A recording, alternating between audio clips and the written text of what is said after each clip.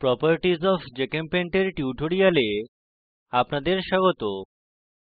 এই টিউটোরিয়ালে আমরা শিখব পর্যায় সারণী ট্রেন্ডস, একটি বিক্রিয়া আঁকা, R গ্রুপ কোয়েরি সেট করা।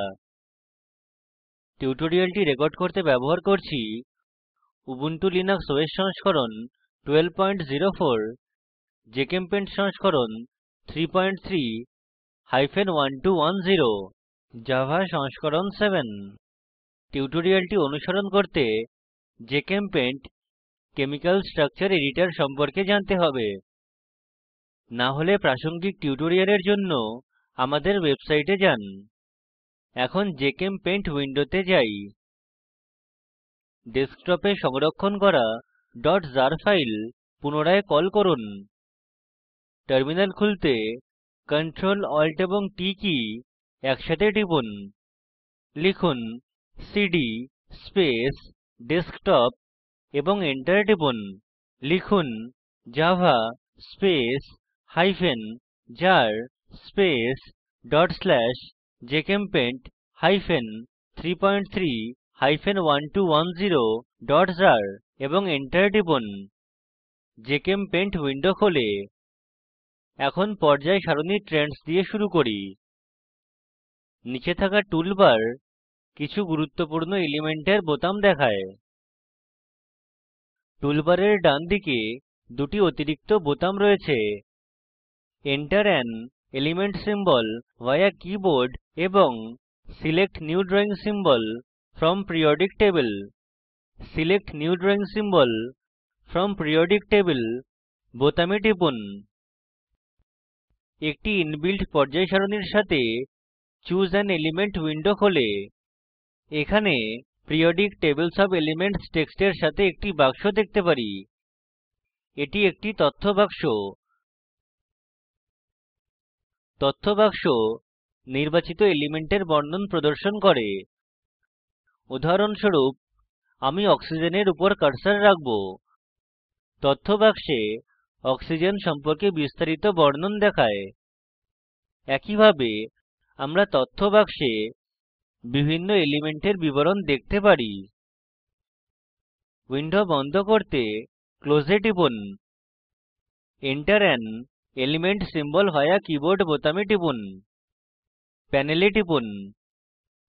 Enter element টেক্সট বাক্স খোলে।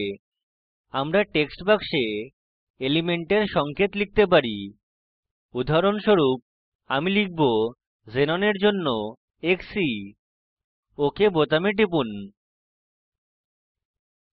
প্যানেলে xenon xc এর সংকেত প্রদর্শিত হয়েছে। এখন xenon ডাইফ্লুরাইড xcf2 এর কাঠামো আঁকি। এডিট মেনুতে গিয়ে প্রেফারেন্সেস এ যান এবং এটিতে টিপুন। প্রেফারেন্সেস উইন্ডো খোলে। শো ইমপ্লিসিট হাইড্রোজেন্স চেক বাক্স নির্বাচিত থাকলে তা আনচেক করুন। প্রেফারেন্সেস উইন্ডো বন্ধ করতে OK তে টিপুন। ফ্লুওরিন এ টিপুন এবং তারপর সিঙ্গল বন্ড বোতামে টিপুন। কার্সার xenon পরমাণুতে নিয়ে যান। এর উপর একটি ছোট নীল বৃত্ত দেখায়। বাম মাউস বোতাম ক্লিক করে ধরে থাকুন এবং তারপর দুটি xenon ফ্লুরাইড বন্ধন আঁকতে ড্রেগ করুন। এখন আমি xenon এর অ্যাটম পপ আপ মেনু সম্পর্কে ব্যাখ্যা করব। কার্সার xenon পরমাণুর উপর নিয়ে যান এবং এতে ডান ক্লিক করুন। xenon এর অ্যাটম পপ আপ মেনু খোলে। এখানে আমি আইসোটোপ, এলিমেন্ট পরিবর্তন এবং প্রপার্টি বিকল্প সম্পর্কে ব্যাখ্যা করব। প্রথমে আইসোটোপে যাই। xenon এর আইসোটোপের তালিকার সাথে একটি সাবমেনু খোলে। এরপর আমি কার্সার চেঞ্জ এলিমেন্টে নিয়ে যাব। এলিমেন্টের বিভিন্ন বিভাগের সাথে একটি সাবমেনু খোলে। আমি নীচে বিভিন্ন শ্রেণীতে স্ক্রোল করব। আমি অ্যালকালি আর্থ মেটালস নির্বাচন করব। অ্যালকালি আর্থ মেটালস তালিকা খোলে। তালিকা থেকে ক্যালসিয়াম Ca নির্বাচন করুন। আমরা দেখি যে xenon এলিমেন্ট ক্যালসিয়াম দ্বারা প্রতিস্থাপিত হয়েছে। এখন আমরা মলিকুলার প্রপার্টিস বিকল্পে যাই। ক্যালসিয়ামে ডান ক্লিক করুন। ক্যালসিয়ামের অ্যাটম পপ আপ মেনু খোলে। মলিকুলার প্রপার্টিস বিকল্পে টিপুন। প্রপার্টিস টেক্সট বাক্স খোলে। যৌগের নাম হিসাবে ক্যালসিয়াম ফ্লোরাইড লিখুন এবং ওকে বোতামে টিপুন। কাঠামোর নীচে যৌগের নাম দেখায়। এখন ফাইলটি সংরক্ষণ করুন। টুলবারে সেভ বোতামে টিপুন। সেভ ডায়লগ বাক্স খোলে। ফাইলের নাম হিসাবে ক্যালসিয়াম ফ্লোরাইড লিখুন। সেভ বোতামে টিপুন। এরপর আমরা বিক্রিয়া তৈরি করা শিখব। বিক্রিয়া আঁকতে আমাদের প্রয়োজনীয় কাঠামো আঁকা প্রয়োজন। আমরা প্রয়োজনীয় কাঠামোর সাথে একটি নতুন উইন্ডো খুলেছি। এখানে বিক্রিয়ক হল প্রোপিন এবং ক্লোরিন অণু এবং উৎপাদিত বস্তু হল 12-ডাইক্লোরোপ্রোপেন। বাম দিকের টুলবারে রিঅ্যাকশন অ্যারো বোতামে টিপুন। বিক্রিয়ক এবং উৎপাদিত বস্তুর মাঝে টিপুন।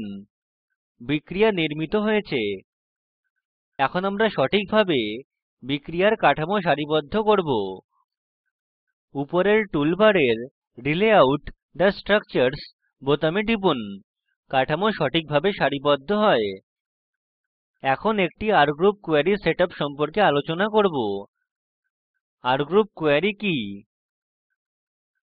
একটি R গ্রুপ কোয়েরিতে রুট স্ট্রাকচার এবং সাবস্টিটিউয়েন্টস রয়েছে। এটি একই রুট স্ট্রাকচারে সাবস্টিটিউয়েন্টস কে বোঝায়।